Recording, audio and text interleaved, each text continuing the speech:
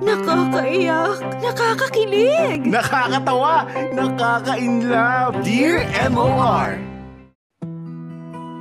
Dear MOR, magandang araw, Popoy at Bea. Ngayon pala nagpapasalamat na ako at wala kayong sawa sa pagtanggap ng mga sulat mula sa amin. Alam ko marami kayong natatanggap ng mga sulat at malamang marami ang magkakaparehas na ng experience. Pero kahit ganun, nagbabakasakali pa rin akong mapili nyo ang sulat ko. Ako nga pala si Apple. I'm 31 years old at isang business owner. Hayaan niyong umpisahan ko ang kwento ko nung nasa early 20s pa lang ako. Sa Bacolod kasi nakabase ang family ko. As in, buong angkan namin ay taga Bacolod. Pwera lang sa kuya kong si Kuya Monty. Halos isang dekada na siyang nakabase sa Singapore bilang isang tech analyst. Actually, si Kuya Monty ang punot dulo ng lahat. Nung minsan kasing nagbakasyon siya sa Pinas, may mga tropa siyang sinama na mga Pinoy din. Doon ko nakilala si RJ. Mas matanda sa akin si RJ ng 3 taon. Pero Popoy at Bea, na love at first sight sa akin si RJ. At sa kanya na rin mismo nanggaling yon. Hindi niya ako tinantanan simula nung nagkakilala kami. Kahit nung bumalik sila ng Singapore, panay ang tawag at message niya sa akin. Halos linggo-linggong may mga padalang regalo at linggo-linggo rin akong may pa-flowers. As in, ginawa niya ng paraan makapanligaw sa akin kahit nasa ibang bansa pa siya. Ultimo, panonood ng sine na gagawa namin. As in, sabay lang naming ipa-play yung video habang naka-video call. At in fairness naman, nagustuhan ko si RJ bilang isang mabuting kaibigan. Masarap siya kasama. At aaminin ko, I liked him. Kung di nga lang siya nasa Singapore, baka matagal ko na siyang sinagot. Pero dahil nasa malayo siya, hanggang friends na lang muna ang binigay ko sa kanya.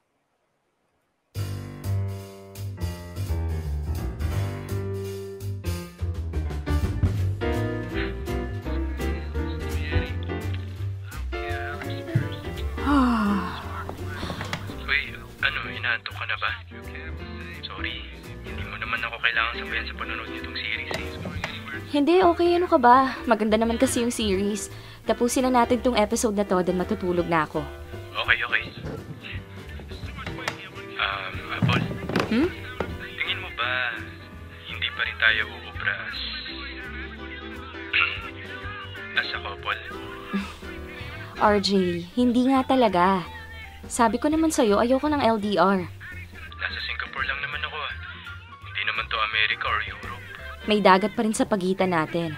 Mahal pa rin ang pamasahe para magkita tayo. Pero, okay naman tayo, di ba? Ito nga, close na tayo. Nagagawa natin ang paraan para tumambay, para makapagkwentuhan. Nakakapagbigay naman tayo ng mga material things sa isa't isa. Correction, ikaw lang ang nagpapadala ng kung ano-ano dito. Pero, posible pa rin, di ba? RJ, it's the distance nga kasi. It's the physical contact. Yung personal kitang nakikita at nakakausap. Gets? In fairness naman, it's not you, it's me. LDR is not my thing. Bakit ka pa rin nakikipag-usap sa akin? Huwag mong bigyan ng mali siya. As a friend lang naman tong mga ganito. Kailangan ba pag-interesan kita bilang boyfriend para kausapin ka? You're kind and sweet. And honest. Enough qualities na yon para i-retain kita as a friend. Ouch naman. Anong ouch dun? Pinuri nga kita eh. Hindi puri yung as a friend ah. Para sa'yo na gusto ko maging girlfriend. Pero generally speaking, it's a positive note.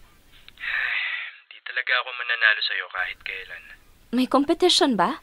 So, ganito. Pag ako hindi malayo sa'yo, bibigyan mo ako ng chance? Pag ikaw hindi malayo sa akin, edi hindi ka malayo sa akin. Ba't ganun lang? Physical distance is just one of the many factors we have to consider, okay? Alangan namang distansya lang natin ang basihan para maging in a relationship. Ang akin lang, RJ, ayokong bigyan ka ng false hopes. Ugali at compatibility pa rin natin ang magiging basihan in the end. Okay. Gets kita. Siguro, kailangan ko lang bawas-bawasan yung mga balakid sa atin. Balakid sa atin? O sa possibility na maging tayo? Yun. Yun na nga yun. Yun na rin yun. Okay. Antayin mo lang. I will work on this challenge, ma'am. Wow! Gagawin ko ang lahat, Apple. Gagawin ko ang lahat.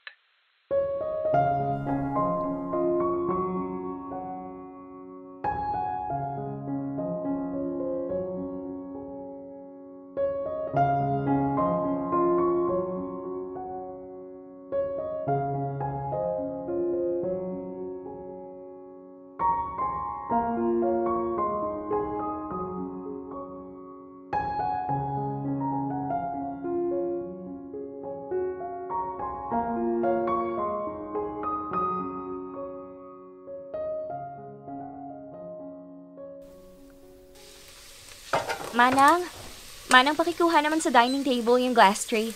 Malinis na yon, hinugasan ko na. Ilalagay ko na kasi itong niluluto ko. Sige ma'am. Sandali. Phone ko ba yun? Ay, oo nga. Si Kuya tumatawag. Hello, Kuya? Apple! Oh, Ano kasi? ano? Kamusta kayo dyan? Kumusta? Okay naman, bakit? Okay kayo? Same. Nothing, unusual. Kuya, bakit ka ba napatawag? Problema? Hindi. Mga kamusta lang, oo. Alam mo, Kuya, kahit 5 taon ka nang nasa Singapore, kilalang kilala pa rin kita. Ano bang problema? Kasi hindi ka naman tumatawag para mangamusta eh, unless may kailangan ka. Kaya sabihin mo na anong kailangan mo. Anong favor ang hihingin mo? Wala nga. Basta, balitaan mo na lang ako pag may nangyari ng unusual. Okay, bye. Anong? Tingnan mo tong lokong to. Halata namang nang-e-etchos lang. Weirdo. Teka nga, tawagan ko.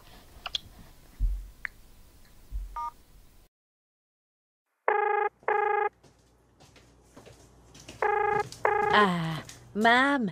Ma'am Apple, may bisita po kayo. Ha? Sino? Si RJ po. Ha? Teka nga. RJ? Oh my God! Sabi na nga ba't may off kay Kuya eh. Yun pala may pa-surprise visit pa kayo. Asan siya? Asan yung bakulaw na yon?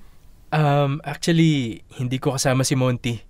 Nasa Singapore pa rin siya. Ako lang yung nandito. Ha? Hala, teka. Anong meron? Napadalaw ka. Ay, teka. Dala mo mga maleta mo? Straight from the airport? Dito ka dumiretso? Teka, nasa Manila family mo, di ba? Hindi, kasi, dadalawin ko rin naman sila. Dadalawin mo rin naman? Wait, I'm confused. Anong meron? Bakasyon ka ba?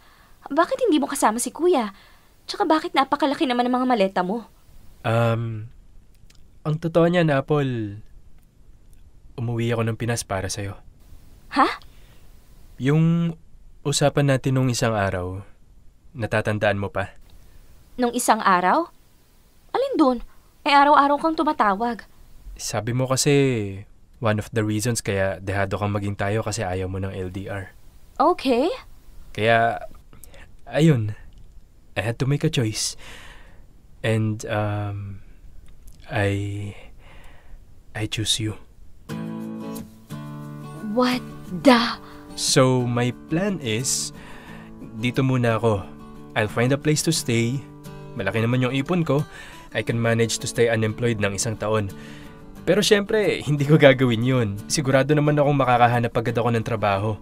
Dapat nga, mag-settle muna ako sa uupahan kong place. Kaya lang, biglaan ko kasi itong ginawa. And isa pa, gustong-gusto na kitang makita. Kaya... Teka. Are you telling me na nag-resign ka sa trabaho para mag-stay dito? Well, technically, meron pa akong 3 weeks na natitira sa company. After nun, okay na. Magsistay ka dito? As in, hindi lang bakasyon, ha? Titira ka dito? Hindi dito sa bahay niyo baka naman isipin mo. Yeah, I know, hindi dito, as dito. Pero dito sa Bacolod? Oo. Bakit? Sinabi ko naman, di ba? Kasi ayaw mo ng LDR kaya... Yeah, pero what made you think na magiging tayo? Wait, sorry. Hindi ko naman sinasabing matik magiging tayo pag dito ako nagsettle. Ang ibig kong sabihin, gusto ko lang bawasan yung mga balakid sa possibility na maging tayo.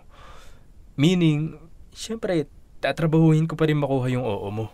But still, ang laking pressure naman sa akin tong ginawa mo. Di good. RJ! Joke lang. Ang akin lang, Apple. Nandito ako para patunayang seryoso ako sa'yo. As in. Tsaka, hindi naman siguro ako ulats na ulat sa'yo, di ba? Wow Kasi, araw-araw mo pa rin sinasagot ang mga tawag ko. Araw-araw ka pa rin masayang nakikipagkwentuhan sa akin. Minsan pa nga nagagawa mo akong samahan sa pagpupuyat ko eh. Okay, so? Nagagawa ko yon kasi we are friends. Yes. Talaga? Sinong friend mo pa ba yung nakakausap mo sa phone ng halos 2 oras nang walang babaan? Sinong friend mo yung sinasabayan mong kumain o magtrabaho habang naka-video call? Sige nga, sino? Oh my God. Nababaliw ka na, RJ. Literal na nababaliw ka na. Nababaliw? Maybe. Pero, hindi naman literal. More like, nababaliw sa'yo kind of thing, ganon. Pero Apple, huwag ka sana ma-pressure. Pinag-iisipan ko na rin naman dati pa na dito na lang sa Pilipinas. Nagkataon lang na sobrang tindi ng feelings ko for you. To the point na ikaw yung huling tulak na kailangan ko para umuwi at tuluyan ang manirahan dito sa Pilipinas.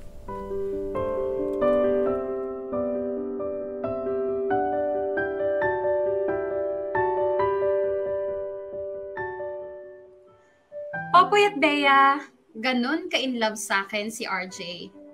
He sacrificed his career sa Singapore just to be with me. Pero nilinaw ko naman sa kanya na wag ako ang gawin niyang basehan para maging masaya.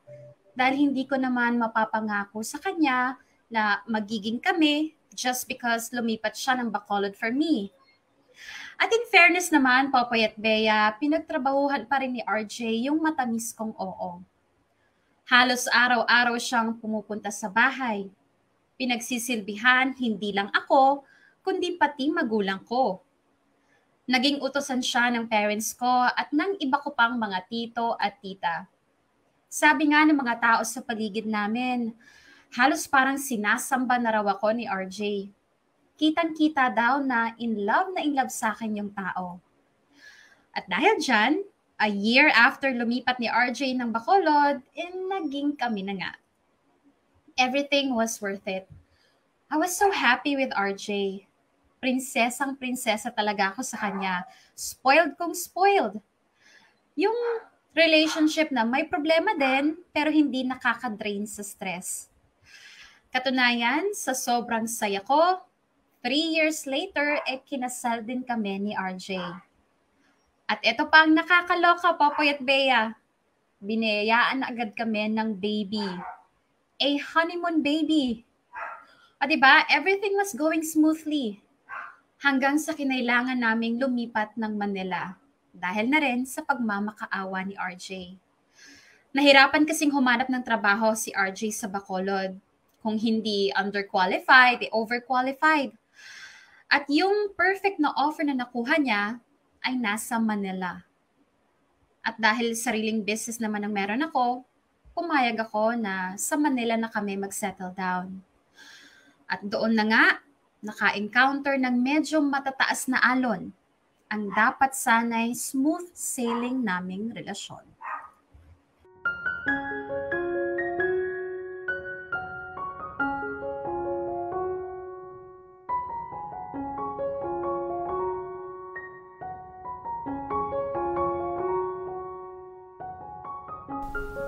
Love, sino-sino ba yung mga nasa party? Hindi naman siya party talaga. Salo-salo lang ng mga close friends ko. You know, to celebrate my successful project. Okay. Bakit, love? Okay ka lang? Bakit parang ang putla mo? Parang di mapinta yung mukha mo ah. Parang hindi kasi ako komportable pumunta sa get-together nyo. Ha? Kasi tingnan mo ko, I'm not at my best, love. Look at me. I'm overweight. May mga tagyawat ako. I'm just, alam mo na? Ano? I'm not confident, love. I'm not feeling myself. Kung pwede nga lang, ayokong lumabas ng bahay. Love, celebration ko yun sa isa sa mga biggest achievement ko. Dapat nandun ka. Pwede naman tayong mag-celebrate dito, 'di ba? Pero syempre, iba pa rin na makita nilang full support ka sa akin. Pero hindi kasi ako komportable, love eh. Isa pa wala akong matinong damit. Kaya nga sabi ko sa'yo, bumili ka if gusto mo. May treat. Eh, kailan mo sinabi? Kahapon? As if naman magkakatime ako agad na pumunta sa mall. May check-up pa si Abby. Kumusta na pala si Abby? Well, ganun pa rin. Hindi pa rin siya pwedeng mapagod. May bagong medication na binigay sa kanya. Same thing pero ibang brand.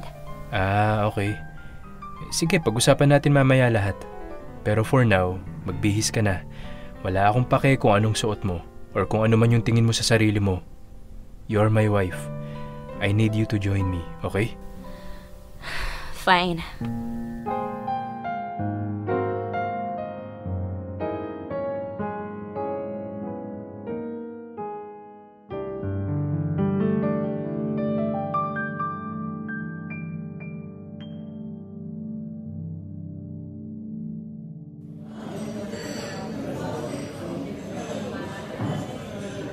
Pare, congrats! Galing mo dun sa presentation ng actual submission ng project, ha?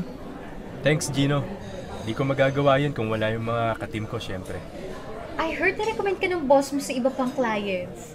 Yeah, sabi nga niya. Naku, huwag mo kayong kakalimutan pag big time ka na, ha? Ano ka ba, Ann? Syempre hindi. Walang ganun. Nako RJ, humanda ka na. This is just the beginning. I just sent out your CV sa mga clients natin here and abroad. Malamang sa malamang mayroong kasusunod na project agad. Promise yan, boss. Sir, ha? Favorite niya ata si RJ. Ano, alis na lang kami. Pwede rin. Nga pala, RJ. Andito yung isang pamangkin ko na into developing applications. Ipapakilala kita. Sige po, sige po. Tignan mo tong RJ na to. Sabi salo-salo lang daw sa isang restaurant. Pero parang narentahan nila yung buong second floor. Party na to eh. Tapos nakaka-casual lang ako. Sana pala nag-dress man lang ako kahit papano. Excuse me po. Yes? Ay, hello po. Sorry po ha. Kayo po ba si Ma'am Apple, yung asawa po ni Sir RJ? Yes, oo. Bakit? Sabi na eh. Hindi. Kasi kanina pa kami nagtatalo nung kasamahan ko. Sa pictures ka lang po kasi namin nakikita. Curious po kasi kami sa inyo na asawa ni Sir RJ. Aha? Bakit naman? Kasi crush po namin si Sir RJ. Pero wag po kayong mag-alala. Di lang po ako Marami po kami. Tsareng. Kaya nga po nung una namin kita sa inyo, sabi ko agad, ayan na yung kakumpetensya natin. Pero, charing lang naman po. Pero sabi nung friendly ko, hindi daw ikaw si Ma'am Apple. Kasi, iba daw yung itsura mo in person, ganun. Ha? Payat ka daw sa picture Pero, charot-charot lang yung madam ha. Alam mo naman kami mga bakla, hindi kami mga okray. Pero, maganda ka pa rin naman kahit jumubis ka. Ibang ganda, ibang glow. Ang glow ng in love. Thank you. Love? Love?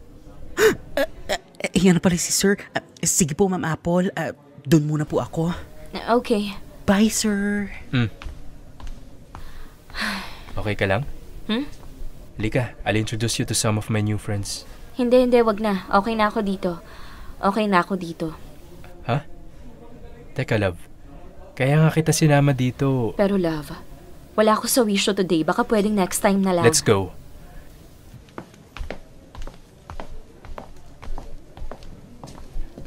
Guys, wife ko, Apple. Hey, Apple. Good to see you again. Hi! Buti nakasama ka. Oh, si Apple na yan? Hala, Apple. Parang naging pakwang ka na. Huling kita ko sa'yo, mas payat ka. Sir naman, syempre may baby na sila. O anong kinalaman nun? Abe, di ba 2 taon na yun? Magdadalawang taon na, sir. Kahit na sir, breastfeeding ka ba, Apple? Ha? Oo. O see, hindi pwedeng diet-diet pag breastfeeding. O edi mag-exercise ka, Apple. Nako, pag pinabayaan mo sarili mo, iiwan ka nitong si RJ. Sige ka. Sir, hindi naman. Si sir talaga, walang preno. Concern lang, sir. Totoo naman eh. Aminin mo na, RJ. Gino, tayong mga lalaki, syempre, unang na-in-love sa mga misis natin dahil sa itsura, di ba? Kaya as much as possible, sana mapanatili yung ganong itsurahan.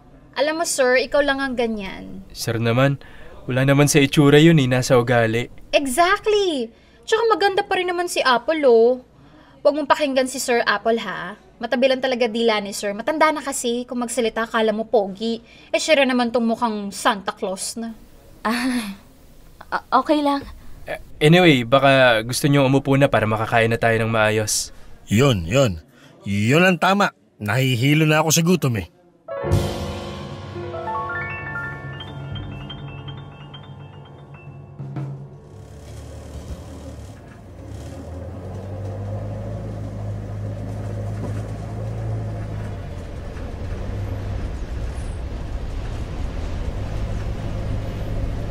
Love, okay ka lang? Hmm? Tinatanong kita kung okay ka lang. Oo naman. Kanina ka patahimik eh. Pagod lang. Sure ka? Pero I'm super happy and proud of you. Thank you. Alam ko naman yun kahit hindi mo sabihin. Nakita ko kanina how everybody loves you. How everyone admires you. Uy, hindi lahat ah. Kung meron ka mang hater, inggit lang sila sa'yo. Pwede rin. Pero happy ako for you. Sobra. Kasi at least, nagagawa mo na yung purpose natin kaya tayo lumipat dito sa Manila. Teka, isusumbat mo ba yung mga sacrifice mo for me? Hoy, grabe ka ha? Hindi love ah. Alam ko naman yun. Niloloko lang kita. Basta promise ko, love. Gaganda buhay natin. I will work hard para sa inyo ni Baby Abby.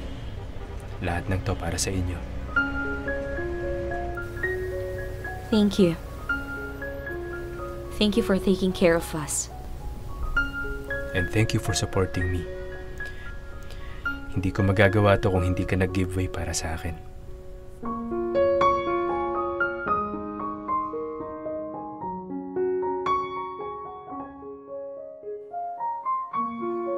Popoy at Bea, sabi ng iba, sa isang relasyon, hindi pwedeng pareho kayong successful or nasa limelight.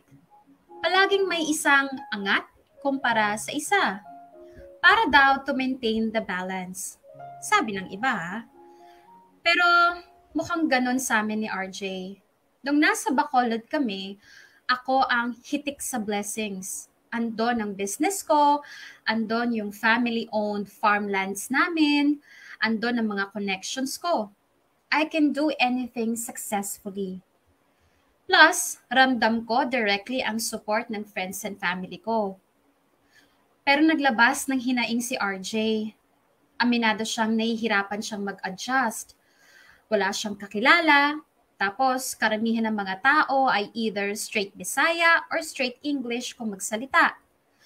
Nati-challenge siya makipag-communicate sa ibang tao. Kaya naman pagdating namin sa Manila, bumaliktad ang sitwasyon. Ako naman yung nahirapang i-apply yung mga diskarte kong effective sa hometown ko. Iba sa Manila. Iba ang market ng tao, iba ang kultura at way of life. Iba rin ang pag-uugali. Wala akong sapat na oras to make friends and establish connections. Pero dahil blessed naman si RJ sa career, hinayaan ko na lang si RJ ang mag-shine sa aming dalawa. Aminin ko, I found myself lost and very much insecure. Hindi ako naiinggit kay RJ whatsoever. Asawa ko yun eh. His success is my success. Pero I kind of lost track of who I am. and what I want to be aside from being a wife and a mother. Iba na itsura ko, kilos ko, pakiramdam ko umidad ako ng ilang dekada. Nawala na yung pagiging kikay at maarte ko. I changed for the not so good. And somehow, hindi rin nakatulong ang tuloy-tuloy na pag-arangkada ni RJ sa career niya.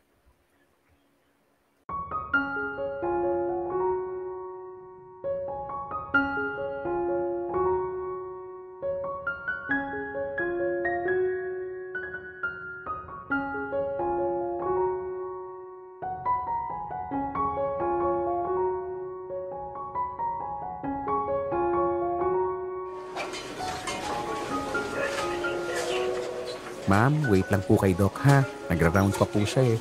Pero malapit naman na po. Okay, nurse. Thank you. Pag may kailangan po kayo, ito po yung pipindutin nyo ha. Or punta po kayo sa nurse station.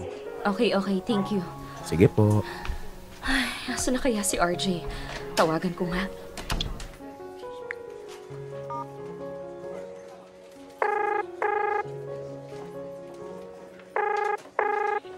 Hello? Love! Asan ka na? Malapit ka na ba? Love. Kamusta ba si Abby? Stable. Tulog.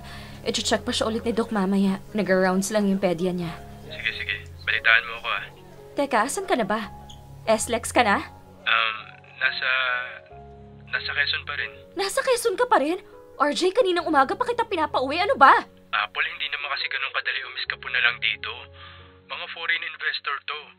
Ako ang inaasahan ng boss ko. Intindihin mo naman. Paano kami? Paano ako?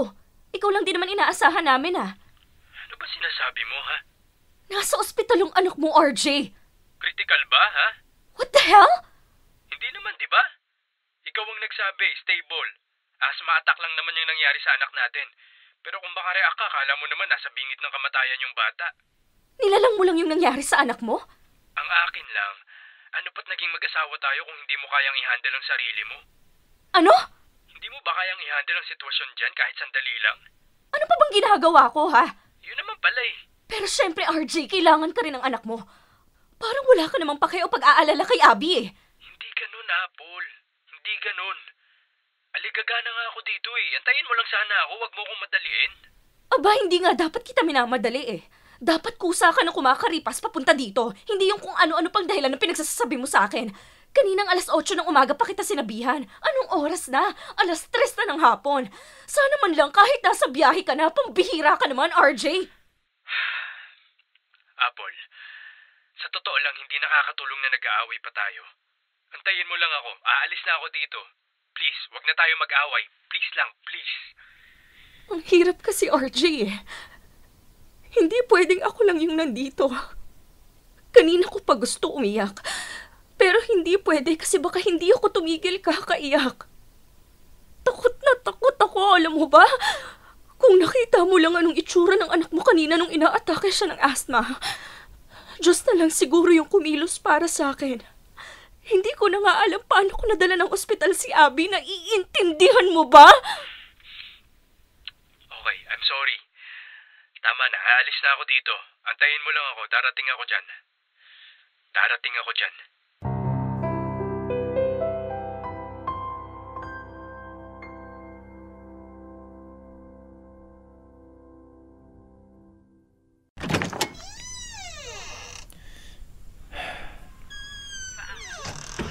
Love, nandito na ako.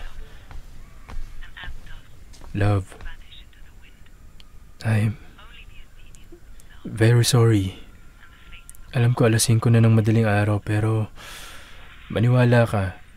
Ginawa ko ang lahat makabalik lang dito. Nagalit na nga sa akin yung boss ko eh. Tapos nagpaikot-ikot pa ako kakahanap ng gasolinahan. Muntik pa nga ako mawala sa kung saang baryo eh. Tapos sobrang traffic pa nung nasa Batangas area na ako. Love, I'm really sorry. Please, love. Kausapin mo naman ako. Patayin mo naman muna yung TV, please. Akin na yung remote. Apple, tumingin ka sa akin. Mag-usap tayo. I'm sorry. Huwag ka naman magalit. Pinauwi naman kayo ng pidya niya, di ba? Ibig sabihin, safe si Abby. Hindi malala yung nangyari sa kanya. Salamat sa Diyos. Minamaliit mo ba yung nangyari sa anak mo? No, hindi yun ang ibig kong sabihin. Ang akin lang, gusto ko lang kumalma ka para makita at ma-appreciate mo na safe yung anak natin. Na walang nangyaring malala sa kanya o mas malala. Oo, RJ. Alam ko yun. Aware ako dun. Kasi ako yung nandun. Ako yung kasama ng anak natin. Kaya kung meron man sa atin ang masaya at ligtas si Abby, ako yun. Ang problemahin mo, ang ipaliwanag sa akin, bakit hindi ka nakarating? Andito ako. Nung mga oras na kailangan ka namin, bakit inabot ka ng halos isang araw bago ka makauwi dito? Sinabi ko naman, di ba? At wag na wag mong masisisi ang boss mo. Wala akong pake kung magalit siya.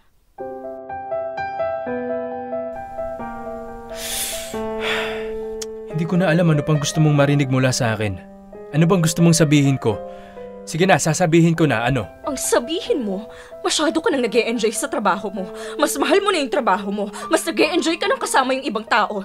Sino-sino ba kayo doon, ha? Sina Ann? Sino pa? Si Ann? At si Ann? What the hell? So ano pala yon, selos? Wala nga si Ann doon eh. Hindi namin siya kasama. I don't care! Apple, gumagawa ka lang ng istorya sa utak mo. Siguro nga. Pero ikaw ang nagbigay ng inspirasyon. RJ.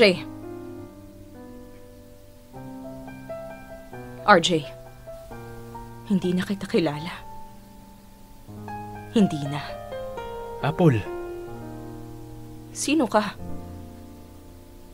Sino ka na ngayon? Alam mo ba, sa loob ng isang buwan, 5 hanggang 7 araw ka lang nandito sa amin ng anak mo. At ang hirap paniwalaan na trabaho lang ang lahat. Wala akong ibang babae kung yan yung iniisip mo. Alam ko. Sige, wala kang ng ibang babae. Pero may ibang mundo ka na. At parang hindi na kami kasama ng anak mo.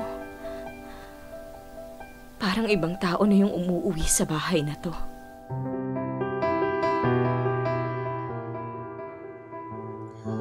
Popoy at Bea, habang nagiging successful kasi si RJ sa trabaho niya, the more na nawawala siya sa bahay.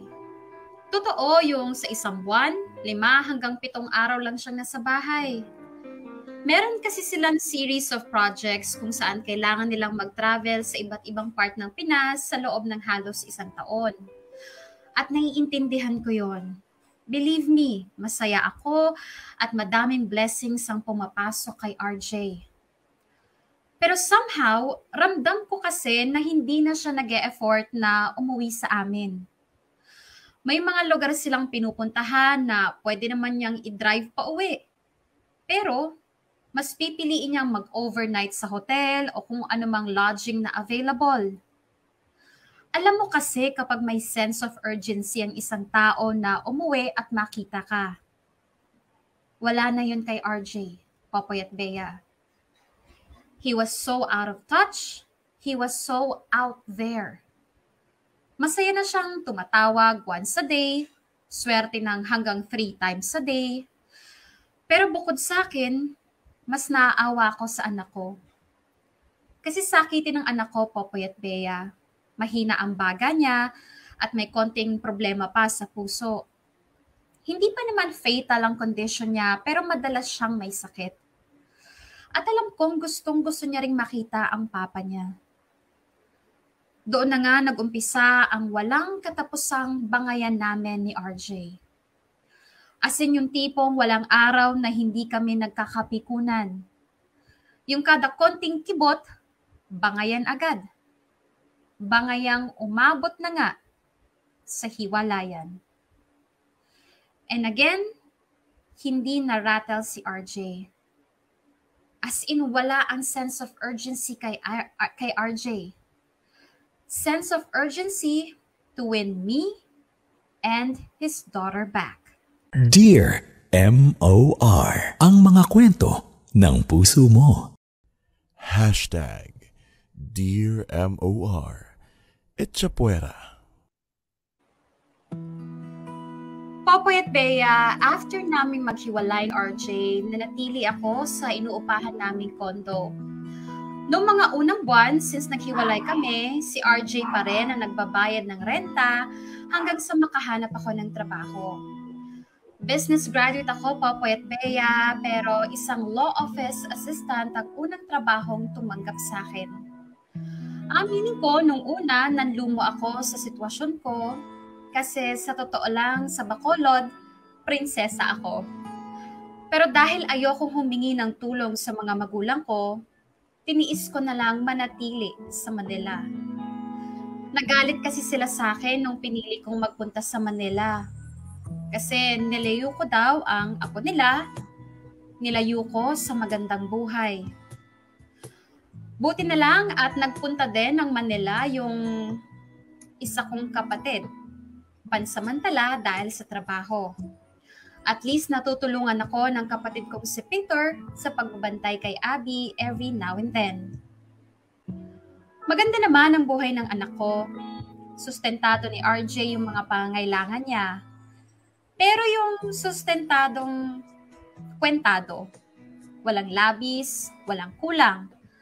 Kung may kulang man, madali ko namang napupunan. At syempre, yung pangangailangan ko, ako na ang may sagot. Ganun din eventually sa mga gastusin sa bahay. Kaya minadali ko talagang makahanap ng trabaho. Tinanggap ko kung ano ang unang nag-reply sa akin. At lumipas ang higit 1 taon, somehow naka-move on na kami. Or more like, naka-move on na si RJ. We remain friends, believe it or not. Wala nang awayan kasi somehow we have our own lives na. Meaning, wala nang pakialamanan unless involved ang anak namin.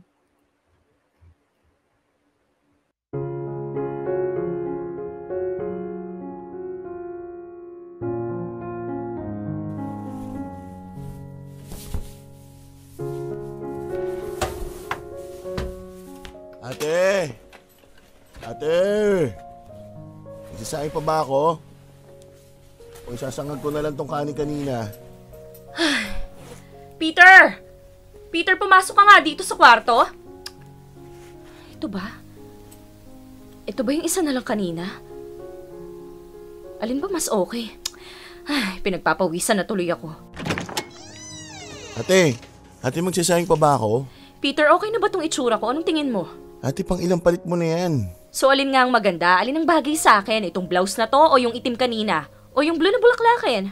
Anong tingin mo? Mukha namang okay lahat. Ay, pare-parehas naman sagot mo eh. Pinapunta mo ba ako dito para magbantay ng pamangkin ko para tulungan kang pumili na isusuot mo?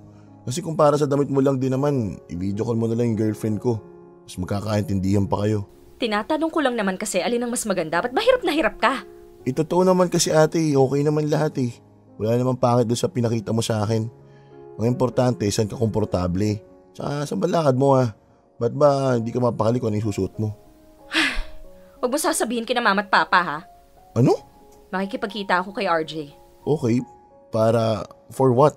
Huwag kang mag-alala, hindi kami magde-date or what. Ang totoo niyan, ipapakilala niya sa akin si Megan. Sino yun? Girlfriend ni RJ. And so? Bakit niya papakilala sa'yo? For peace and harmony, Peter. Peace and harmony. Meaning? Kasi syempre, in a relationship sila. Pero may anak kami ni RJ, so somehow, I will, one way or another, still be part of RJ's life. But for honesty and transparency purposes, ganon. Oh, saan kayo magkikita? Sa isang restaurant. Anong klaseng restaurant? Basta in a hotel. Okay, sige. Total, ipapakilala ni RJ yung pinalit niya sa'yo. Doon ka na sa blouse na itim, yung may malaking ribbon sa likod. O bakit ba ganyan ka na? Akala ko ba pare-parehas lang ang lahat? Sinabi mo kasi na si RJ yung kikitain mo kasama yung girlfriend niya eh. Papayag ba akong sakto lang yung suot mo? Sige natin, mag-ayos ka na. Akala ko ba 10 AM dapat makakalis ka na? Ay, oo, sige, bibilisan ko na. Sige, ay nga pala. Magsasayang pa ba ako? Sasangag ko na lang yung kanin na lamig, no? O sige, gano'n na lang. Okay. Hoy, huwag mo kapal makeup ha. Oo na! Okay.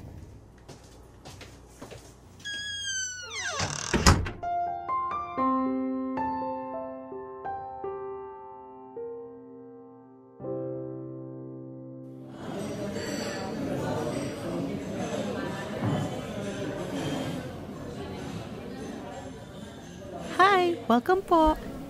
Hello? Table for how many po? Actually, table reserved for... Apple, over here. Ay, ayun na pala yung kasama ko. Thanks. Hi, kumusta ka?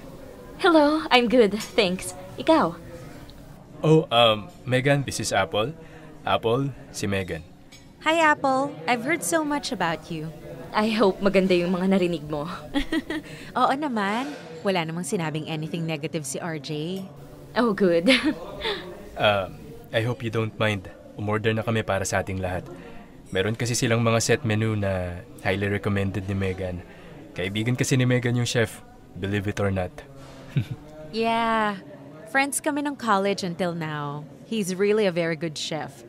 Pang world class talaga. Kaya nga I suggested kay RJ na dito na tayo mag-meet. Kasi syempre, you're an important person kay RJ. Hindi ka basta sino lang. Yes, you're his ex, but you're also the mother of his child. Well, thank you. Thank you for considering that. Oo naman. So, what do you do, Apple? Assistant. Assistant? Executive assistant sa sa isang law firm. Isang malaking law firm. Oh, really? That's nice. Pahingi naman ang calling card nyo. Kasi we might need legal advice or even lawyers na rin. Ganun ba? Nasa PR industry kasi kami. So, alam mo na, prone to situations na may kinalaman sa mga legality here and there. Kaso wala akong dala eh. Pero sige, ipapasend ko na lang kay RJ yung mga contact details ng office namin. Yay! That would be amazing! Pero wag ka, Apple. Isa lang yun sa mga ginagawa ni Megan. RJ? O bakit? Totoo naman ah. Nako, Apple. Bukod sa PR firm na pag-aari niya, namin ang cousin ko. meron din siyang clothing business on the side. Maliit lang naman. Pero mamahalin. Well, may certain market na lang. At hindi pa siya nakontento ah. So ma-sideline din siya sa shipping company ng dad niya. More like, napag-uutusan lang minsan ni Dad. Pero may bayad ka, di ba? Alam mo ba, Apple, isang container na pinaparating niya, may commission siyang 50,000. Nakakailang container siya a month. Babe, parang hindi naman yata kailangang malaman pa ni Apple yun. I'm so sorry, Apple, ha? Ang yabang talaga nitong si RJ minsan eh. Yan ang isa sa pinakaayaw ko sa kanya. Hindi. Okay lang. Sanay na ako. Hello, ilang years din kami together. Sa bagay. Ay, ayan na pala yung order natin. Wow, ang dami pala ng isang set, ano? Dapat lang para sulit sa bayad. Apple, if ever meron kang gustong iba, sabihin mo lang, ha? Sige. Pero mukhang okay na to. Ang dami na eh. Order ka lang, Apple. Sagot ni Megan lahat yan.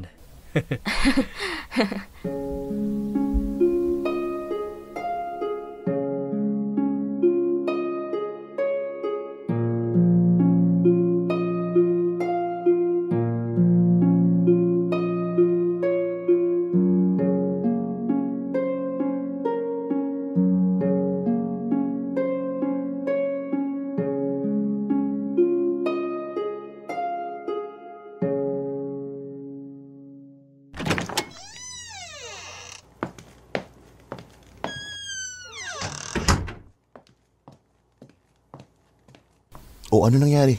Si Abby? Ayun, tulog na. Dinala ko dun sa laruan sa mall. Naku, walang tigil ka tatakbo. Di ayan, bagsak pagka-uwi. Good. O ano nangyari? Okay naman actually. Mabait si Megan, sobra. Si Megan lang, no? Pusta ko si RJ yung dakdak ng dakdak. Well, parang ganon.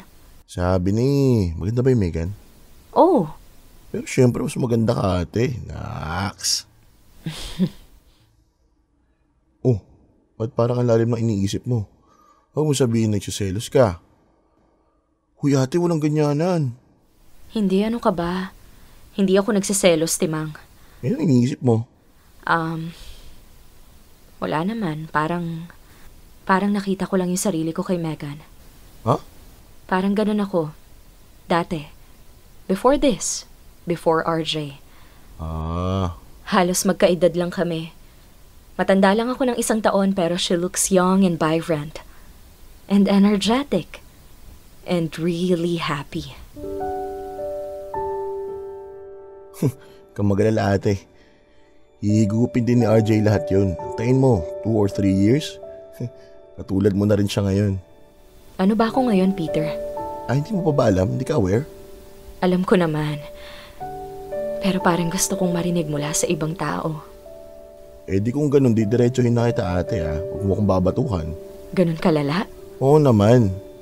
Ang laki ng pinagbago mo Nga sa Bacolod ka pa parang morenang Barbie doll pero ngayon morena ka na lang.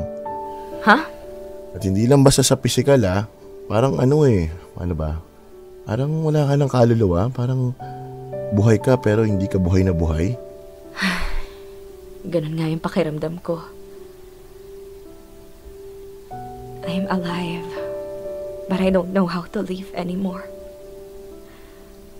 I don't know who I am. I don't know where I belong. I'm so lost, Peter.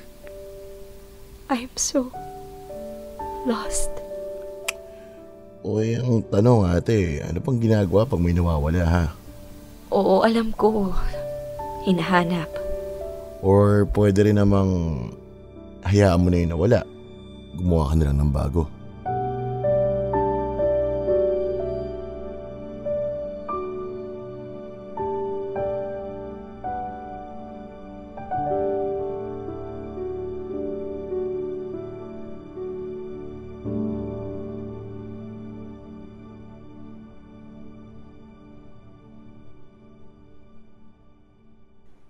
Popoy at Bea, naging friends naman kami ni na RJ and Megan. Hindi yung chummy-chummy friends, pero hindi naman plain civil lang. Dumadalaw sila minsan sa bahay para magkita sina RJ at ang anak naming si Abby. Minsan naman, ipapasyal nilang dalawa si Abby. And okay lang sa akin. Kasi ramdam kong mabuting tao si Megan. Never akong nakaramdam ng judgment o katarayan mula sa kanya. May pera siya at fashionista, pero humble makipag-usap. Si RJ ang medyo may problema pa rin ako. He would constantly tell me stories about Megan. To the point na alam kong nananadya na siya. Ikukwento niya out of nowhere yung mga achievements ni Megan. Mga kabutihan ng ugali at mga winning moments na kung ano. Alam kong meron siyang gustong patunayan. Yon ay either ipamukha sa akin na mas angat yung pinalit niya, or ipamukha sa akin na katulad ni Megan ang deserve niya at hindi ang katulad ko lang. But nonetheless, I saw the relationship flourished. Nagtagal sila ng ilang taon hanggang sa nagpakasal na din. Shortly after naming maging legally separated ni RJ. I was very happy for them. Pero not for my daughter Abby. Nung pinaghahandaan kasi nila ang pagpapakasal, dumalang na ang pagbisita ni RJ kay Abby. As in, umabot sa point na pinakamarami na ang 2 o 3 beses sa isang buwan. Take note, Popoy at Bea, 1 oras na biyahe lang ang pagitan ng mga tirahan namin. Meaning, with or without traffic, pwedeng mapuntahan ni RJ yung anak naming si Abby kung gugustuhin niya. Bukod doon, nabawasan na rin ang allowance para sa anak ko. Minsan, nalilate pa. Minsan naman, ipapaabono sa akin ni RJ. Pero hindi na niya nababayaran. At hindi ko na rin sinisingil kasi para sa anak ko naman yun. At ayokong pagmula ng away ang pera. So something must have happened, lalo na kay RJ. A change in his life or a change in his heart. Pero again, inintindi ko pa rin, baka nag-a-adjust sila sa buhay mag-asawa. I don't know.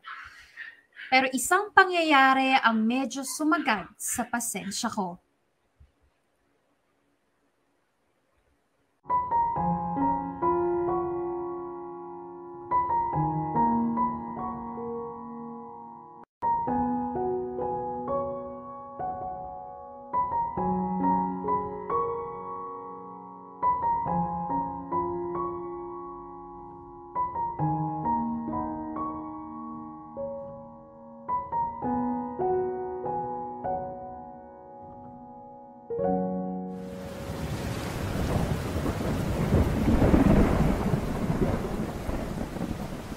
Nak, sarado mo na yung bintana. Pumapasok yung tubig ulan, nak. Sinisilip ko lang si Papa, Ma. Nak, sa sobrang lakas ng ulan, malamang late na darating yung papa mo. Mabuti pa mag-blow na tayo ng cake para makakain na tayo, oh. Ma, antayin natin si Papa. Nak, lalamig na yung mga niluto ko. Tsaka yung spaghetti hindi na masarap mamaya. Halika na, sisindihan ko na tong cake mo para makakain na tayo. Sige na, nak. Mamaya pa darating yung papa mo for sure. Sige, Ma. Kain na po tayo. Pero mamaya na lang po ako magbo-blow ng candle pag nandito na si Papa. Ayaw mo bang ulitin na lang natin ulit mamaya pag andyan na yung papa mo? Ayaw mo noon, 2 beses ka magbo-blow ng candle. Mamaya na lang, Ma. Okay, sige. Pero kakain na tayo, ha? Halika na dito, huwag ka na dyan sa may bintana. Tingnan mo, nagbasa-basa ka pa kakabukas sara mo. Punasan mo yan mamaya, ha? Opo. Halika na dito. Happy birthday, anak! I love you! Love you too, Ma. O, anong gusto mong unahin? Spaghetti and chicken? O magkakanin ka? Spaghetti po. Spaghetti it is.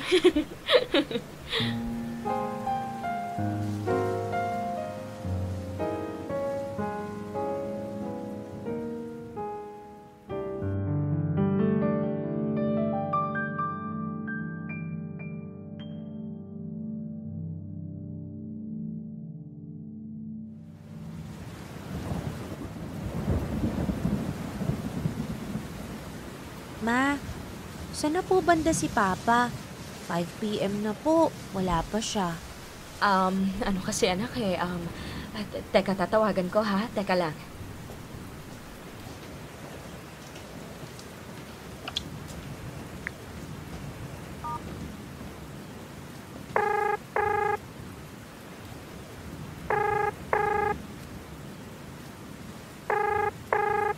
Hello, Apple. RJ, asan ka na? Kanina ka pa inaantay ng anak mo. 2 linggo mo nang hindi pinupuntahan yung bata. Utang na loob. Huwag mo sabihin pati ngayong birthday niya. Apple, calm down. Asan ka nga? Hindi ba umuulan dyan? Umuulan? Dito sobrang lakas ng ulan eh. Alam ko, RJ, umuulan sa buong Metro Manila. Oo, and so? So hindi ba pwedeng itindihin mo muna na malilate ako? Pupunta naman ako kapag tumigil na tong ulan eh. Eh, anong oras pa yun? Pagtulog na yung bata? Ano, madaling araw? Tingin mo titigil yung ulan anytime soon? Exactly. Hindi natin alam kung anong oras itigil yung ulan. Malakas-lakas kaya. Lakas din ang hangin, oh. Punyemas ka, RJ. O ano na naman? Gumagawa ka na naman ng dahilan. What the hell, Apple? Eh, ano pang silbi ng kotse mo? Magkukumit ka ba, ha? Hindi naman, di ba? Hindi ka naman mababasa sa loob ng sasakyan mo eh. Hinaan mo nga yung boses mo, Apple. Baka marinig ka ni Abby. So ano? Ano pang palusot mo? Apple, hindi mo ba nagigets? Delikado nga. Paano kung baha? Eh di humanap ka ng ibang daan, yung walang baha. Tsaka i-check mo. Tignan mo update ng MMDA kung saan ang may baha. Magtanong-tanong ka sa mga kaibigan mo baka sakaling bumiyahe sila. Basta gawan mo ng paraan, mag-isip ka ng paraan. Alam mo, bukas na lang. Bukas na lang ako pupunta pag kalmado na yung panahon. At lalong pag kalmado ka na. Anak ng pusang gala. Apple, hindi lahat ng gusto mo masusunod. Hindi naman lahat ng sinabi mo posible eh. Konting pang-intindi naman. Oo, birthday ng anak ko, pero hindi ba pwedeng bumawi bukas? Bawal na bukas? Ngayon lang ba siya dapat espesyal? Magtatampo ba yung bata? Parang ikaw pa nga yung mas galit, mas nagtatampo kaysa sa kanya eh. Malamang! Ako nanay niya eh. Tsaka as if naman kilala mo yung anak natin. Oy. Anong gusto mong palabasin doon, ha? Wala. Well, kung meron kang naisip, eh baka guilty ka. Alam mo, ikaw kahit kailan talaga... Bahala ka na sa buhay mo.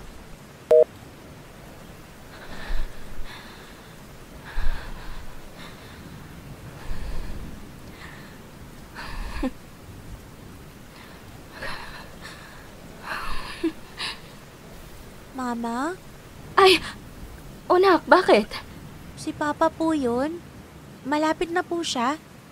Saan na po siya banda? Bale. Nak, baka bukas na pupunta si Papa. Kasi kita mo ba yung ulan sa labas? Sobrang lakas, di ba? Baka kasi maraming baha. So, mahihirapan si Papa na... Okay po. Okay lang po. Manonood na lang po ako, Ma. Sige anak, gusto mo dun ka na lang sa table ko manood para nakahiga sa kama natin? Okay po.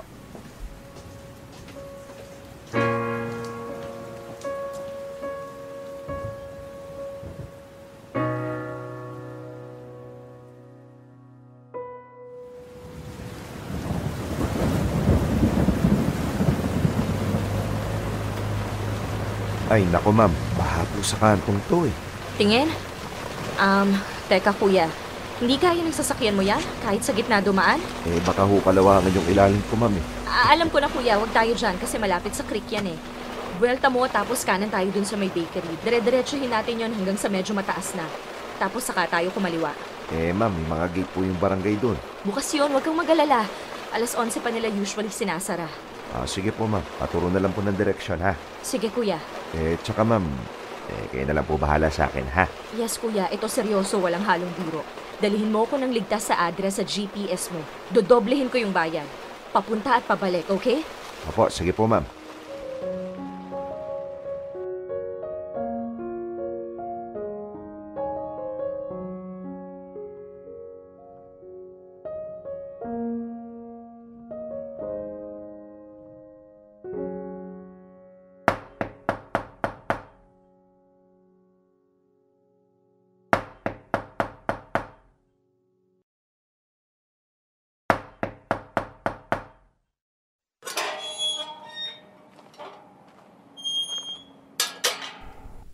Apple?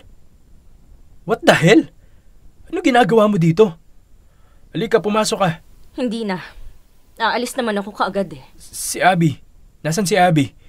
Sa'yo ba yung kotse na naka-hazard? Oo. Car service. Si Abby. Nasaan si Abby? Nasa bahay natutulog. Bakit nandito ka? To make a point, RJ. To make a point. I had to make sure na hindi ka talaga posibleng makarating sa amin. Pero obviously, nakarating ako dito. It took me 2 hours pero nakarating pa rin ako. So alam mo nang ibig sabihin nun? Okay, I get it. Malamang sa malamang walang baha o traffic. Pero how would I know? I just made a conscious decision, Apple. Tanga. What? Anong tinawag mo sa akin? Ang point ko, RJ, hindi yung letseng baha o traffic. Ang point ko, nagawan ko ng paraan para makarating dito. Something you miserably failed to do para sa anak mo.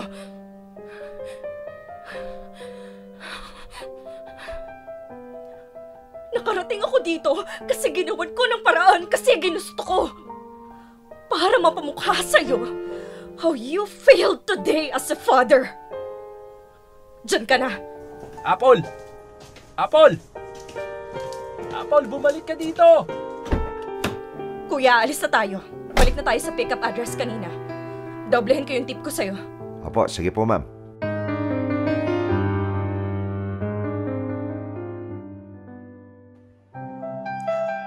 Popoy at Bea, hindi ko alam paano natitiis ni RJ na hindi madalas makita ang anak niya. I get it na meron na siyang sariling buhay at bumubuo na sila ng family ni Megan. Pero it doesn't mean na may etsepwera na lang basta-basta ang anak ko. At alam niyo ba, hindi natapos sa ganun ang lahat. Nakakatawa mang pakinggan pero naging kuripot na si RJ pagdating kay Abby.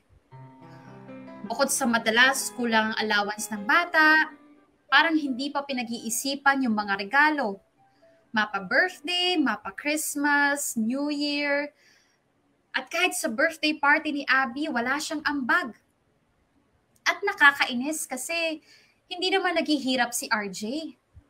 As a matter of fact, I'm aware na bukod sa regular high-paying job niya, meron na rin siyang sariling business. a vape shop to be exact. At meron pang isang business with Megan, a laundry shop na may water refilling station if I'm not mistaken. Meaning, mas financially blessed si RJ kumpara sa akin. Pero obvious na obvious ang pagkukuripot niya sa anak niya. I can't explain ng eksaktong-eksakto yung mga detalye, but the feeling was clear. RJ was focusing on his new family. To the point na kulang na lang sabihin niyang hindi niya natatandaan na may anak siya sa akin. We were shoved to the side. Kung sa akin, wala lang yun kasi I'm not in love with him anymore. Matagal nang nawala yung feelings ko for him. But I want my daughter Abby to feel all the love as if hindi niya ramdam na hiwalay ang magulang niya. Ako na nga ang naglalapit sa anak ko kay RJ. Parang nanlilimos pa ako ng napansinin naman niya yung anak niya. Pero he's making it difficult for me. Parang nung nag-move on siya, hindi lang sa akin, kundi pati na rin sa anak niya. Lalo na nga nung nagkaanak na sila RJ at Megan. My God, favoritism was real. Ang dami-daming nabigay ni RJ sa bago niyang anak na hindi niya nabigay, kahit attempt man lang, sa una niyang anak sa akin.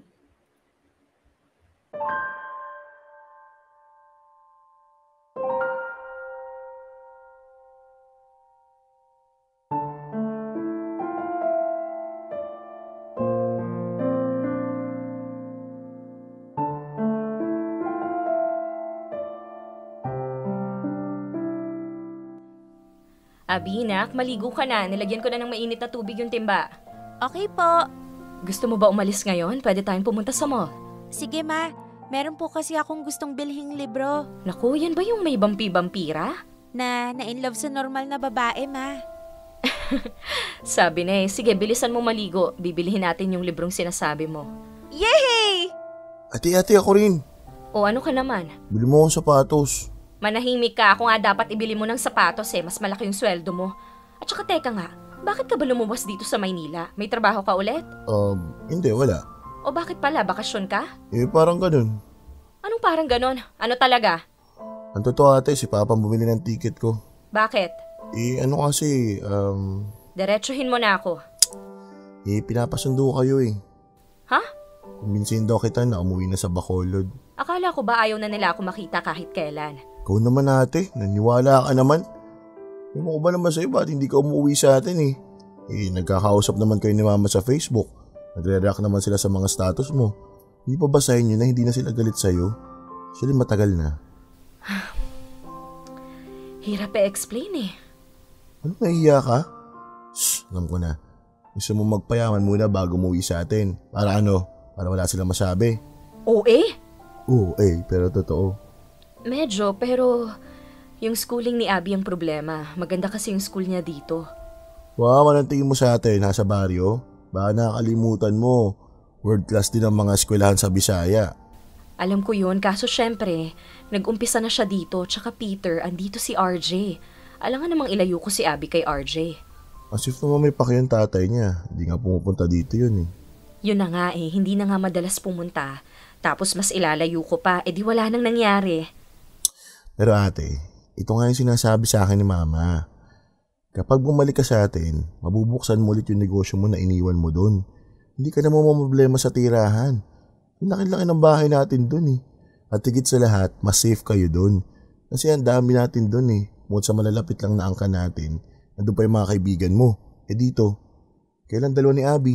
At saka aminin mo kahit napakatagal mo na dito, you still don't belong, diba? Anong I still don't belong? Ba't wala ka pa rin friends dito? Meron na. Trabaho pero dabarkads, BFFs, wala, diba? Kasi wala akong time. Kasi hindi mo sila feel. Hindi ka makasabay. Hindi nila gets yung trip mo. At saka aminin natin, iba dito, iba dun sa atin. Kaya ate, pag-isipan mo. Total, wala namang care si RJ sa anak niya. Hinaan mo nga yung boses mo. Bakit ka pa mag-aaksaya ng panahon sa kanya? Magiging masaya si Abby doon, maniwala ka. Kaysa naman sa unknowingly, natuturuan mo si Abby na mamalimos ng atensyon at take note sa sarili niyang ama. At isa pang take note, Baka gawin din niya sa iba. Gusto mo ba yon?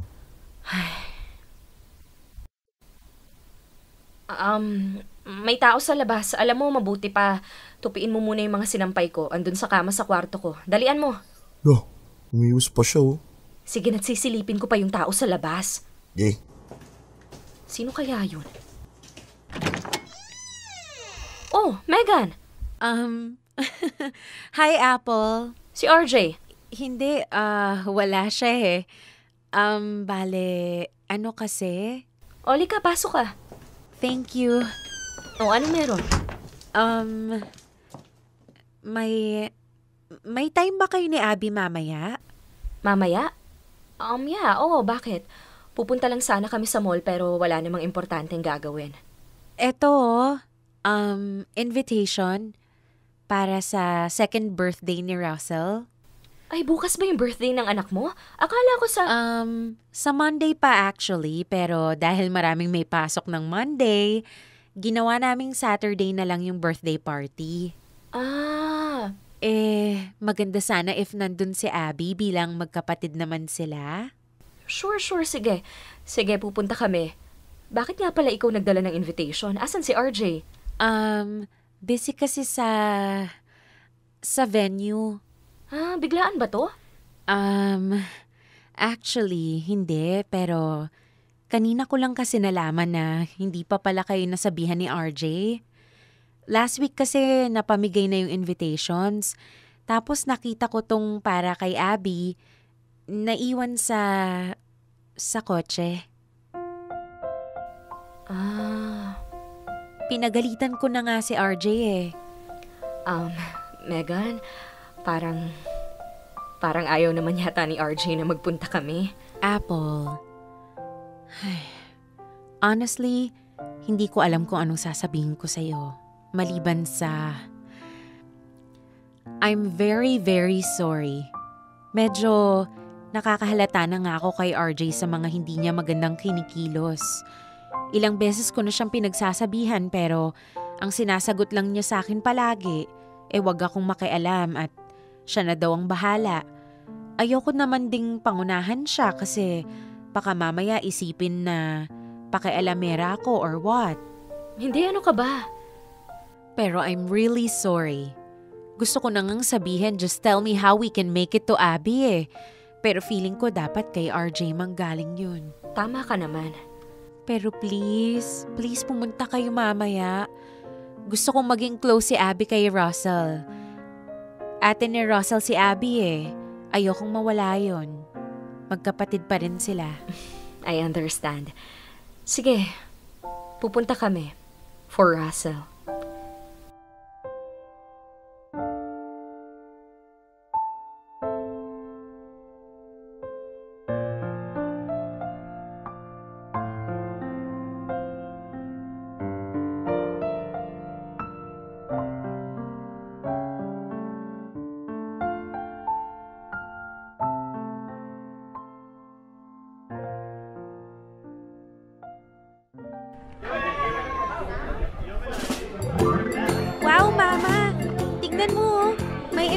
Playground. Sana sa birthday ko rin ganyan. Nak, malaki ka na. Hindi ka na pwede dyan. Tapos may cotton candy. Saka may mamang sorbetero pa. Mama, tignan mo dun oh. Pwede kang ilagay sa loob ng bubble oh. Ang galing. Wow! Ang laki nung cake ni Russell. 4 layers ma oh. Ang daming kids. At saka ma oh. Banda dun oh. Tingin ka dun ma oh. Saan? May mga vending machine pero puro candy ang laman. Ang saya dito, ma. Buti, dito tayo pumunta. Pero bilhin mo pa rin yung book na gusto ko, ma, ha? Oo naman. Wow! May ball pit, ma, oh. Baka doon pwede akong tumalon-talon. Kaya lang, nak. Tingnan mo naman yung mga kasabayan mong kids. Ang liliit, oh. Baka mamaya may masaktan ka. Payat ka, oo, pero mas matangkad ka, di hamak sa kanila. Mahirap na. Sige po. Ay, ma! Ma! Si Papa, oh! Ayun, oh! Buhat si Russell! Pa! Papa! Abby! Hi! Ganda ng suot ni Papa, ma, oh! Ngayon ko lang nakita si Papang nakakot. Saan pupunta si Papa? Akala ko pupunta siya dito sa table natin. Baka mamaya, anak. Baka babatiin niya muna yung ibang mga bisita. Pwede ko silang puntahan, Ma? Punta ako kay Papa. Hindi! Po? I mean, mamaya na, anak, okay? Pumirmi ka lang dyan, please. Hayaan mo lang muna sila kasi maraming bisita, oh. Tita Megan mo nga hindi maganda o gaga sa pagbati sa mga bisita. Diyan ka lang. Antayin mo lang ang papa mo. Papa mo dapat ang lumapit sa'yo, hindi ikaw. Naiintindihan mo? Po? Opo.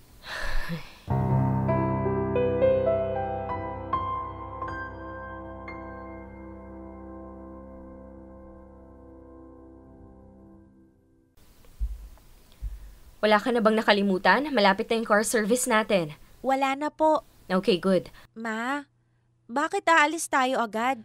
Di pa naman tapos yung party. Matatapos na rin yan. Di ko pa nga po nakikisi Papa eh. Busy yung papa mo eh. Hayaan mo na. Ilang kanto pa pala tong car service? Apple! Abby! Teka, sandali! Si Papa, Ma! Hayaan mo siya. Ma, tinatawag tayo ni Papa. Oo, nak, narinig ko. Hayaan mo siyang pumunta dito. Apple, aalis na kayo? Ang aga naman. Hindi, kasi may lakad kami ni Abby. May bibilhin kasi siyang libro. Baka maubusan siya ng stock. Ganun ba? Ano, nak? Nag-enjoy ka ba? Nakapaglaro ka ba? Nakita mo yung inflatable? Tsaka yung ball pit? Opo, Papa. Pero hindi po ako nakalaro eh. O bakit naman? Apple, bakit hindi mo pinalaro si Abby? Bulag ka ba? Hindi mo ba nakikita yung height ng anak mo? Tingin mo pwede pa siya doon? Halos mga 3 at 4 years old lang ang nandun. Oo nga pala. Nak, doon ka nga muna sa may bench sandali. Doon ka lang huwag kang lalayo. Antayin mo yung car service. Okay po. Bakit? Anong problema? Uuwi kami sa Bacolod ni Abby. Ha? Bakit? I think it's time na makita niya yung may side of family. Kailan? Ano, bakasyon? Hindi. Let's say for permanent stay na. Doon na siya mag-aaral. Apple. Tingin ko mas makakabuti sa kanya na makita yung lolo't lola niya. Yung mga pinsan niya. Dito kasi hindi ko mahagilap yung mga pinsan niya eh. Parents mo naman nasa Ilocos. Ang dami-dami mong kamag-anak pero lahat walang time. At least doon mararanasan niya yung feeling ng malaking pamilya. And maraming magagandang school doon. Mag-e-enjoy si Abby. Hindi siya mahihirapang mag-adjust, okay? Okay. Balitaan mo ako kailan nyo balak na bumiyahe para naman. Talaga ba? Ha? Okay? Okay? Yun agad ang sagot mo? Okay? Teka, anong ibig mong sabihin? Hindi ba yun yung gusto mong mangyari? Bakit nagre-reklamo ka na pumayag ako? Baka yun ang matagal mo nang gustong mangyari. Ano? Ang umuwi kami ng Bacolod, ang tuluyang mapalayo sa'yo para finally mawala na yung hassle na magpunta at magpakita sa anak mo. Alam mo, Apple, grabe ka rin magpaikot ng sitwasyon, no? Kinukumbinsi mo ako na mas makakabuti kay Abby sa Bacolod tumira. Tapos nung pumayag ako, magagalit ka? Ako pa sisisihin mo? Tanga ka talaga kahit kailan. Excuse me? Hindi kita kinukumbinsi. Tinitesting kita kung magagalit ka na mapapalayo sa'yo literal yung anak mo. But it turned out, mas nabuhayan ka pa ata. Kuminang yung mga mata mo, RJ. Kung nakita mo lang yung mukha mo kanina, ang sarap mong bangasan. Alam mo, ang gulo mo. Ano pa talagang gusto mo, ha? Magkaroon ka ng paki sa anak mo! Apple, boses mo, ha? Bigyan mo ng sapat na atensyon yung anak mo kasi anak mo yan. Kababaeng tao ng anak mo, binabaliwala mo. Alam mong hindi totoo yan. Ako ang nagbabayad ng tuition ni Abby, baka nakakalimutan mo. Saksak mo sa bagay ang tuition na pinagmamalaki mo. Ano, hanggang dun ka na lang? Hanggang dun na lang yung pagiging tatay mo? Wala ka pala eh, mahinang nilalang ka. Bano ang paw! Apple, boses mo sabi. Baka marinig ka ni Abby at kung ano pang isipin. Ay, wala na akong pake. Ilang taon ang chance na binigay ko sa'yo. Pero wala kang pinagbago, RJ. Hindi ko alam kung anong nangyari sa'yo. Kinain ka ng bago mong sistema at pagod na ako. Pagod na ako kakagawa ng panakibutas para sa anak ko. Bahala ka na sa buhay mo, RJ. Kung ayaw mong mapalapit kay Abby, edi wag. Hindi lang ikaw ang pwede niyang maging tatay. Hindi lang ikaw ang lalaki sa buhay namin. I'm pretty sure meron dyan mas higit at mas deserving kesa sa'yo.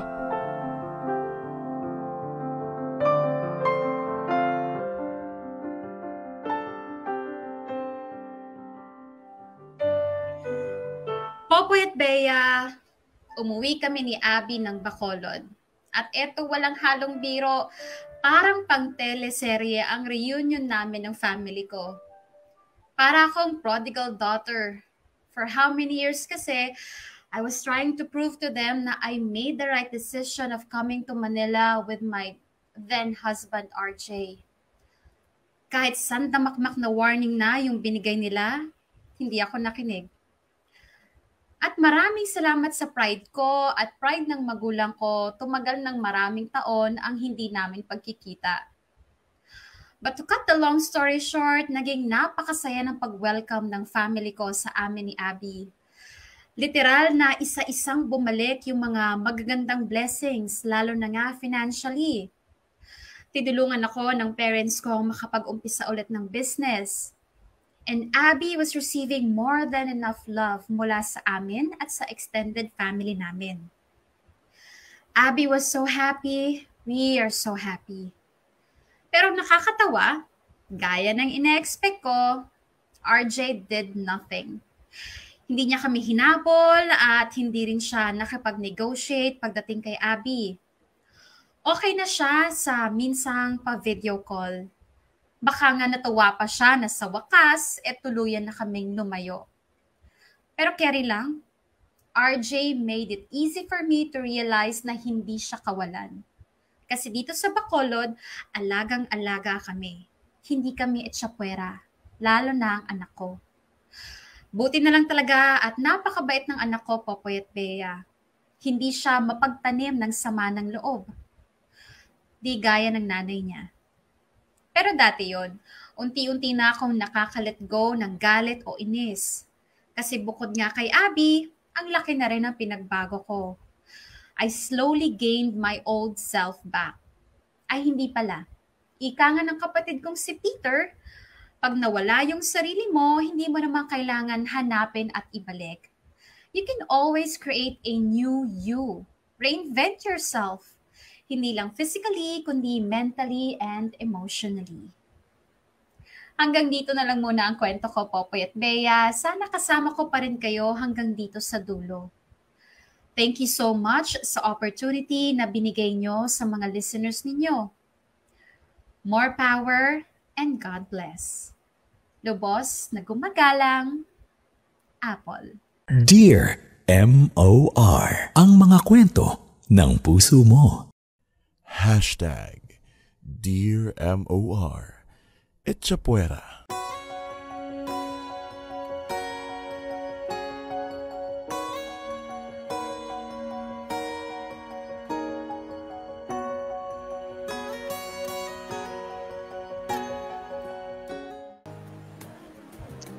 Mga kapamilya, oras na natin 3 minutes before 3 p.m. At yan nga po, ang napahaba pero talaga naman hindi mo naman pwedeng madaliin na kwento ng isang nanay na katulad ni Apple na ang daming mga pinagdaanan naman talaga.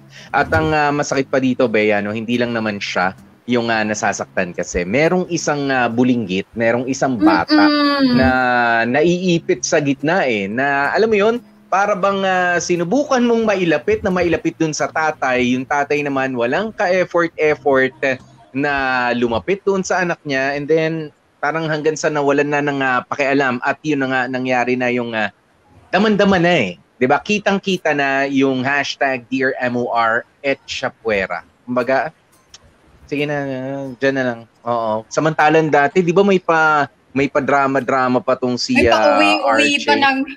Oo. Na pagkaganda-ganda, kala mo maladyosa itong si Apple para uwian dito sa Pilipinas. Sinuko yung trabaho sa ibang bansa.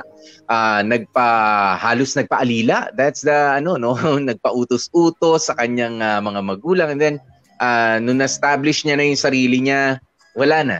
Nakalimutan na kung ano yung naging dahilan ng kanyang pag-uwi dito. At, 'di ba, pagyayaya ng pagbuo ng pamilya kasama sana si Apple.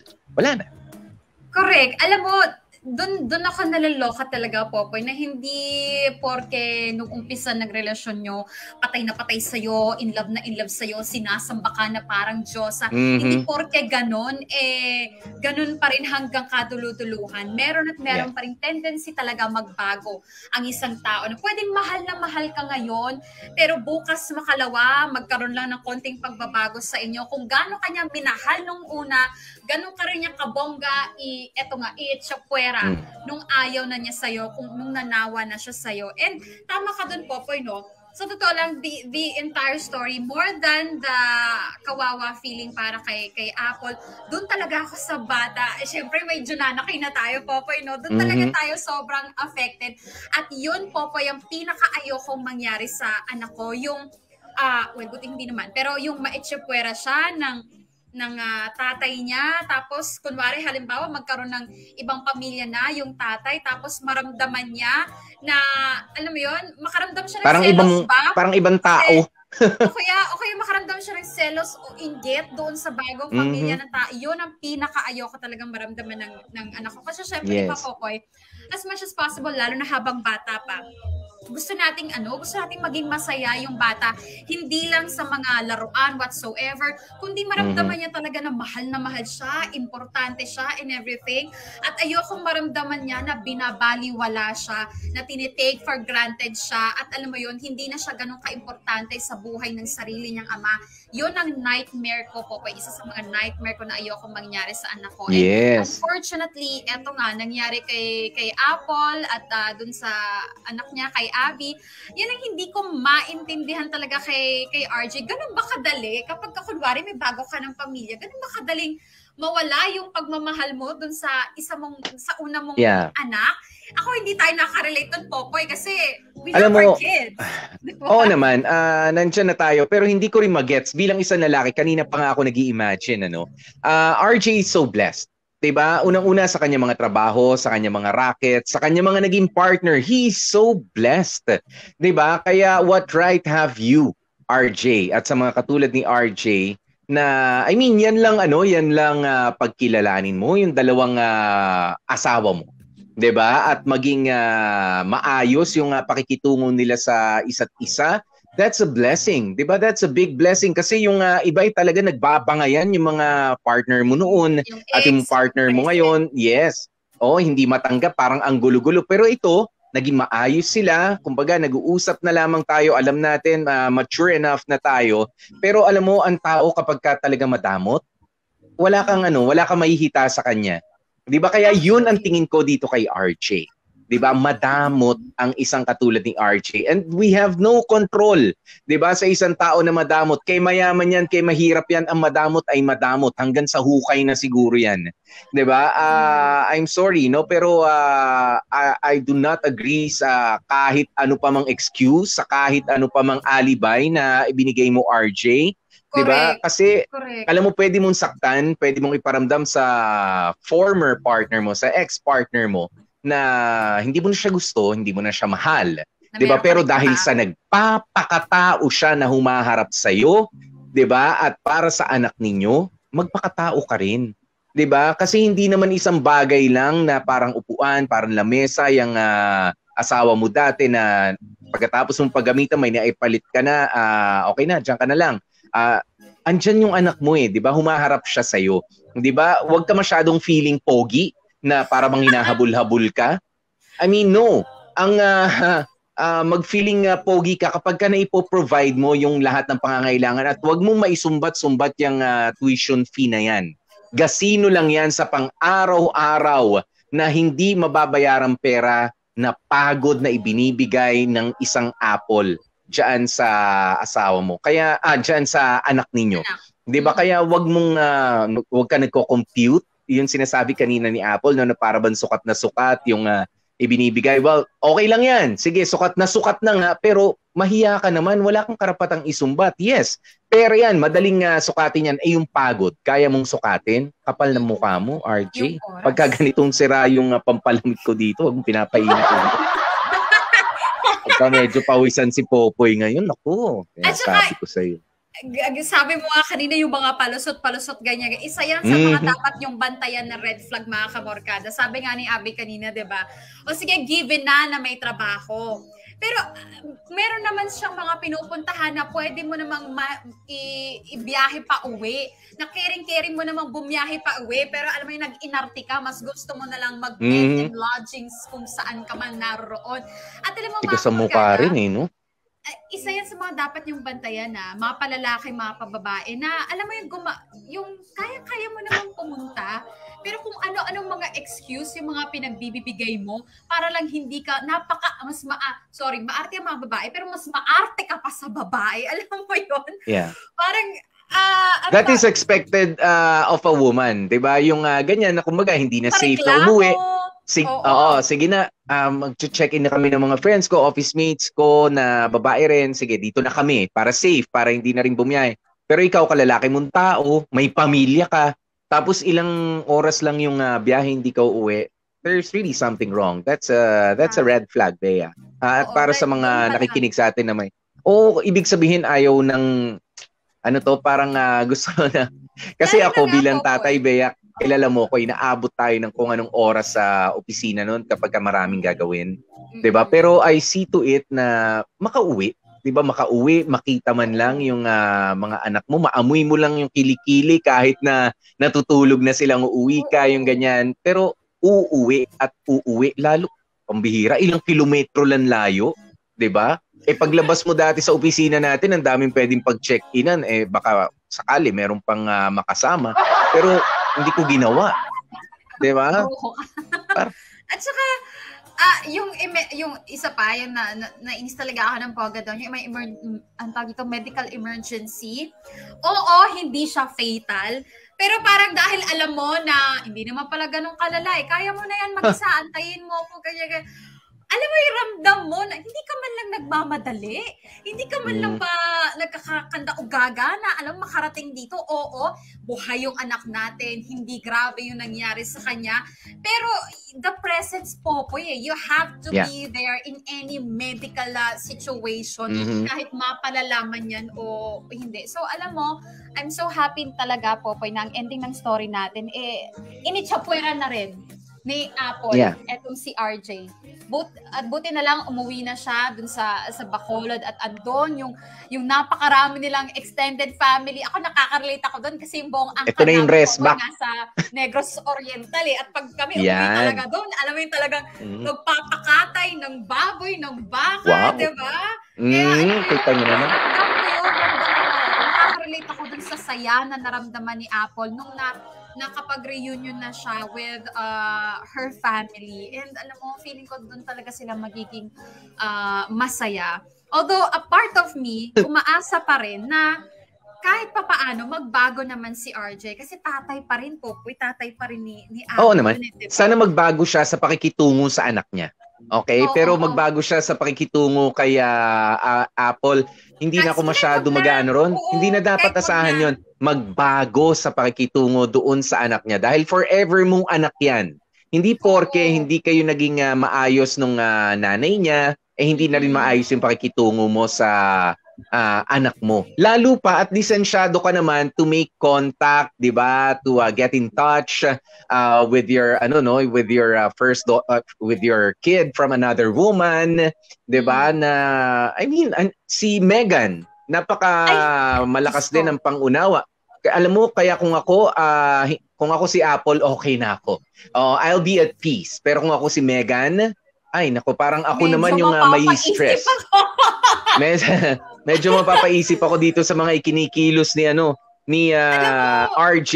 Hindi tama yan. Hindi that's unbecoming of a gentleman, RJ. No. Alam mo, meron ako nabasa dito sa comment section, Popoy, na ganyan. Hindi ko na makita, natabunan na. Pero sabi nung kamarkada natin, ganyan din yung ex ko. Ako pa nagsasabi sa kanya na, huy, kamustahin mo naman yung anak mo. O diba, nakita mo, buti na lang napakabait ni si Megan pa, yung nahihiya doon kay Apple at saka kay Abby. Kumpara kay na dapat si RJ yung parang alam mo yun nag-reach out talaga, gumagawa ng paraan, pero hindi. Si Megan pa talaga yung gumagawa ng dapat si RJ yung gumagawa. Kaya alam mo sa mga tatay dyan, kahit sa mga nanay din at wala sa poder ninyo, yung mga bata, utang na loob, kamustahin nyo naman. Okay, given, sabihin natin wala kayong masyadong ma-provide financially, yun na nga hindi kayo masyadong makapag-provide financially, yung presence nyo man lang, alam mo yun, maasahan ng anak ninyo. Kaya sana, kung wala sa poder nyo yung mga bata, kamustahin ninyo, dalawin nyo, make them happy in ways more than financially or material things. Okay? Mahiya kayo. Sabi ni Drew, ramdam na ramdam ko yung kwento. Galing din ako sa isang broken family. Kaya kapag ka nagkaroon ako ng anak, hindi ko hahayaan na maranasan niya yung mga naranasan ko. Thank you naman, Drew. Diba? Na wag niyang iparanas yan sa mga anak ninyo. Okay. Totoo. Ito, si Rosaline GD, sabi niya, nangyari yan sa anak ko. Inuwi ko ang anak ko sa Pilipinas para magkasama sila ng tatay niya. Matagal pa lang sinabi ko na nauuwi ang anak niya. Hindi siya nag-leave. Ayun, ayaw nang bumalik sa Pilipinas yung anak namin. You see? Kasi, thank you Rosaline sa yung sinabi, no? Ang tao, ang bata, lalong-lalo na, malakas ang pakiramdam niyan. Kasi wala pa masyadong distraction eh. 'Di ba? Ang alam niya, anak, tapos magulang ko, ito tatay ko, ito nanay ko, ito mga kapatid ko, dito ako close. 'Di ba?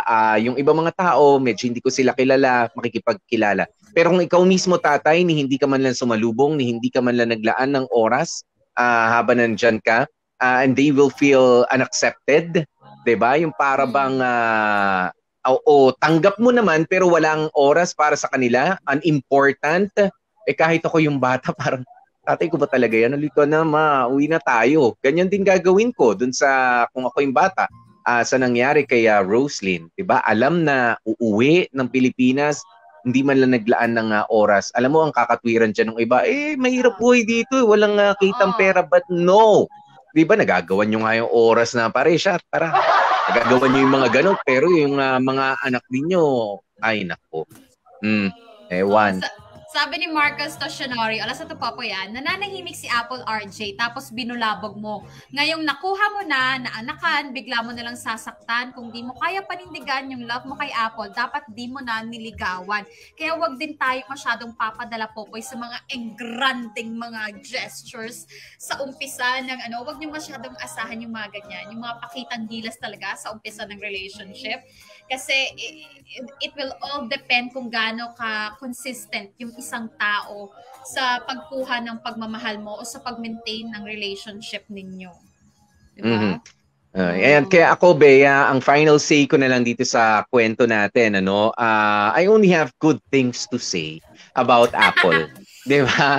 Kasi hindi dahil sa nakakaawa siya. Diba? Hindi dahil sa nakakaawa siya. Actually, nagmukha nga siyang tanga, pero hinayaan niya na lang for the sake of her daughter. Diba? Sabihin na natin, konting-konti na lang nagpakamartir na rin talaga yung tao naman. Pero, diba, doon sa span ng paghihintay niya na mapalapit yung anak niya doon sa tatay na ayaw naman lumapit in the first place, ibinigay niya pa rin yung tamang respeto, yung tamang mga pagkakataon para doon sa tatay at doon sa anak. Ni wala siyang inisip na magbalikan pa kami, pero nirespeto niya kung ano yung relasyon o nakaraang relasyon na meron sila, 'di ba, nung tatay. And wala akong masasabi maganda para sa isang katulad ni RJ. 'Di ba? Sana ang mga nakikinig sa atin ngayon, huwag kayong maging katulad ni RJ. Wala akong pakialam kung papaano niyo kukunin ang isang karelasyon. Bubonggahan ninyo ang paniligaw, sisimplehan niyo lang, wala akong pakialam. 'Di ba? It's the commitment that counts at the end of the day. 'Di ba? It's a commitment. Ngayon, kung sakali man along the way, 'di ba, ay magbago ang pakiramdam ninyo, please, kung hindi nyo na mahal ang isang tao, yung respeto, wag sanang mawala. Dahil hindi nade-degrade yung isang tao na hindi nyo na nire-respeto. Ikaw mismo ang binababa mo yung sarili mo. Kaya ang dumi mo, RJ, pagka nagkausap tayo, pagka nagkaharap tayo, sorry sa talampakan ko haharap sa'yo. Hindi yung balat ng talampakan ko, yung sapatos ko na madumi. Diba? Yun lang yung haharap sa'yo. Ganun ka lang ang baba ng tingin ko sa'yo, RJ. Kahit na sabi mo, mayaman ka, successful ka, masaya ka ngayon. Okay kung sa saya mo, merong mga taong malungkot sa saya mo. So, no, I don't want to be friends with you. Correct. O sa mga katulad mo. Correct. At dahil dyan, Popoy, pasalamatan na natin yung mga kabarkada natin, mga dramatista na gumanap sa nakaka-stress na story na to. Maraming salamat muna. Nako, idol ka namin, Apple. Alam ko, nanonood ka, Day. Cindy Bacena ang gumanap dyan. Si RJ naman, Warley Alagaw. Kuya Monty, Chan Palma, si Mega na napakabait, Jamie Rubio, si Tropang Gino, Makoy Marco, si Tropang Ann, DJ Bea, at yung mabuting car service driver natin, si Jag Kamatyan, at yung nurse, si Chico Martin. Ako po ang na-stress sa pagsusulat ng kwento ni Apple, at ang na-stress din sa pag-i-edit si Joko Loco. Maraming salamat, guys. Ayan, at syempre, special mention tayo sa ating masipag na producer, kay Sir Makoy Marcos. At sa masipag din nating chikadora kanina, si Dan at si Chipaps. Ayan, maraming salamat. Thank you so very much. Bukas, magsama-sama po ulit tayo mga kapamilya. Oras na natin, 3:15 na. Bihira nating abutin ito, pero milestone na naman natin to ng Dear MOR sa pagsama-sama. Ang dami pa rin natin hanggang magtapos ang programa. Thank you so very much. Nakasama niyo po kami. Ako po si DJ P, DJ Popoy. That's my Guapopoy. And of course, celebrity special bukas kasama niyo po. Maliligo ako bukas for sure. Gorgeous B. po. At ang lagi nating tatandaan na you stay safe, stay healthy, at kahit ano nga mangyari, maetsa puwera ka pa man. O hindi, sana you stay happy.